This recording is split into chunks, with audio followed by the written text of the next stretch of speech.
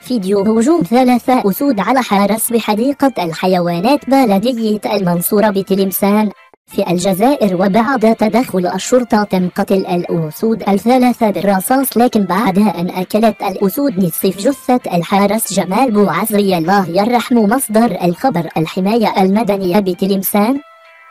للمزيد من التفاصيل أرجو منكم متابعة هذا الفيديو للآخر لمعرفة حقيقة وتفاصيل قصة الفيديو المتداول.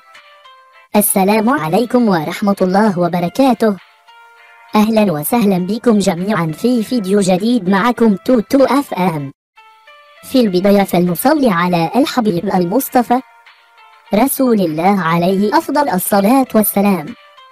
وبمناسبة عيد الفطر 2025، عيد سعيد، كل عام وأنتم بخير. تحية طيبة للجميع وأعاده الله علينا وعليكم بالخير والسعادة.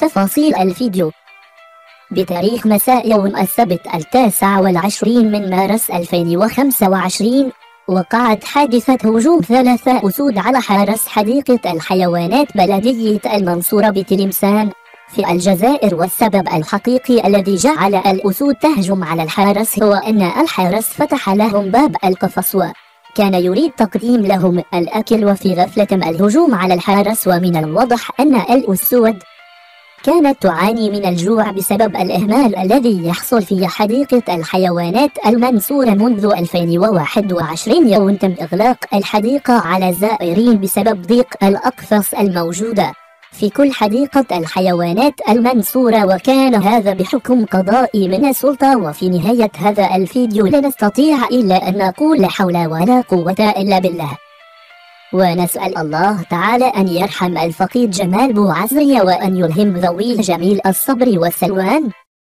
سنوافيكم بكل ما هو جديد.